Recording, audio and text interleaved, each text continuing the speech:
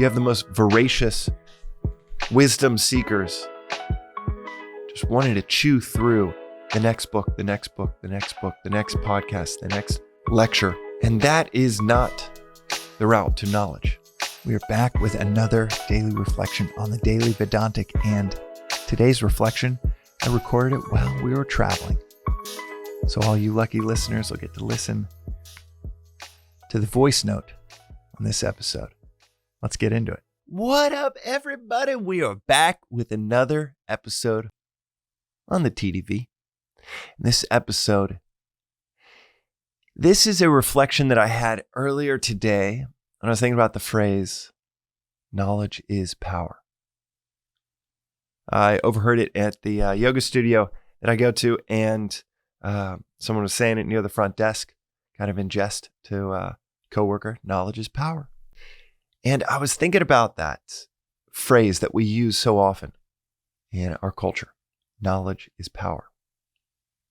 And on a certain level, we understand it. We kind of grok what that means. Knowledge. When you know something, or maybe even better, know how to do something, it lends you power.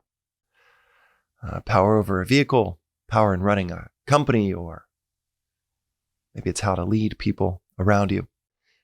I was thinking, what is the root of knowledge? Well, on some level, you'd think it would be truth. But truth could exist outside of you, and therefore it's not within you. And therefore it doesn't give you power to operate a vehicle, to lead a company, to influence, to positively, beneficially influence a family or your neighborhood, your community. So it got me thinking that knowledge from the Vedantic lens, knowledge of the self, capital S self, that is what this whole thing is about. But to get that knowledge, to actually go from hearing or reading to embodying that knowledge, at the end of the day, this approach to this philosophy is studying the words of the masters. In plain English, that's what this philosophy is studying these concepts, these principles from the masters that we cover each day with essentially one principle each day with the Daily Vedantic. Covered in totality in something like the Bhagavad Gita, where all of the principles are laid out. Or the Upanishads that cover what that knowledge of the self is pointing at. What do you attain when you attain that knowledge of self? But I think what's even more powerful to recognize within this concept of knowledge is power is perhaps to recognize that the way to get knowledge, to really embody that knowledge, and that's what wisdom is embodied knowledge. It goes from reading about it, maybe even being able to recite it, to living it. Difference between knowledge or information and wisdom. And all of that runs through reflection. Within this philosophy, it is said over and over again that reflection is so much more powerful than reading or listening. Reflection, as it is actually said in this philosophy, is 100,000 times more powerful than listening. And that's because traditionally, this philosophy was communicated orally between, usually one-on-one between teacher and student. And this lineage, this tradition of imparting knowledge verbally over and over again would also underscore the fact that you've got to reflect on that knowledge, reflect on that lesson, reflect on that principle, reflect on that concept. And that's something that here in the West, or maybe it's just in our modern world across cultures, reflection is not emphasized nearly at all. You have the most voracious wisdom seekers just wanting to chew through the next book, the next book, the next book, the next podcast, the next lecture. And that is not the route to knowledge. Knowledge is not through an attachment to accumulation of principles, concepts, ideas. It's not through the ability to recite them word for word. It's through the reflection, digestion, and ultimately the embodiment of them. And that embodiment comes from reflection. Even this point of reflection being 100,000 times more powerful than listening. Shravana Manana Nididhyasana. That means listening, reflecting, and then meditating, experiencing. I've mentioned this concept a few times, but in addition to knowledge is power, reflection is power, repetition is power, and that's ultimately what reflection is repeating the concept over and over, writing it out, discussing it, and then being able to live it out, embody it. And it's something that is, like I said, so under-discussed, so under-emphasized in our culture that it is worth maybe every other episode. Should be all about reinforcing the power of reflection. So you can take maybe a concept or two that has spoken to you in the last week or two, the last month. Might come from this podcast. It might come from something that hit you right in the feels on social media. But how often do we ever take the time to really reflect on it?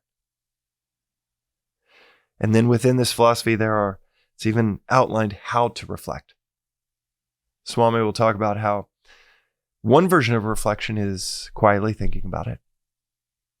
That's what we kind of think of about when we think of someone being reflective. They're on a quiet walk with their arms behind their back like this, ruminating over a concept. That's one way of reflecting. But the higher version of that would be to write about it.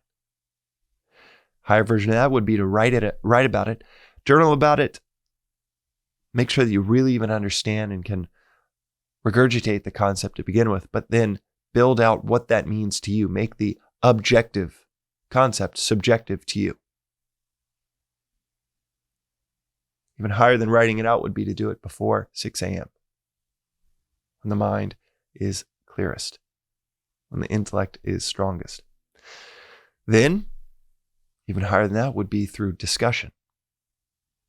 Discussion with other seekers, discussion with other people that are trying to plant their life in truth. And it's when we discuss, that's when the words fall apart.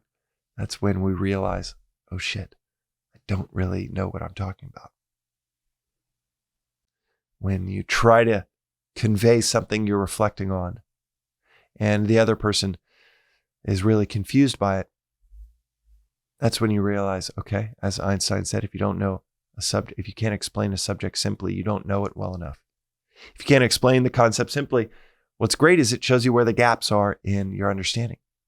That's ultimately one of the most valuable aspects of reflection. It's not just repetition, but it shows you, oh yeah, I don't have this full grasp of this concept that I thought, man, the first time I heard it, oh yeah, that I get that. And then you get a chance to see, actually, no, there are a few gaps in what that might mean. Let me investigate further. And even better, if you're with a satsang, a community in truth, then they help elucidate, they help illuminate and refine that concept because they're right there with you. They're able to discuss it with you. But outside of those approaches to reflection, the thing that is worth underscoring today in this episode, and these episodes have built in reflection within them. That is why they're more than just 30 seconds long, 60 seconds long. There's built-in reflection. But this reflection from today is on the importance, the perennial importance of reflection itself. And why it might be beneficial to actually take a few days where you're not digesting anything new. You're just reflecting on what stopped you in your tracks a week ago. Maybe today. Maybe an hour ago. That without reflection would just be in one ear, out the other. And in 3 days, it would be like it never happened. I know that's the case for me without reflection. And there's a reason it's described as 100,000 times more powerful than listening. And that is today's reflection on the daily Vedantic. I'd say we'll see you next time, but maybe we won't see you for a while you reflect some of the principles, concepts that require a few days of reflection. And then we'll see you on the other side. Until then. And that was today's reflection on the daily Vedantic. We'll see you next time.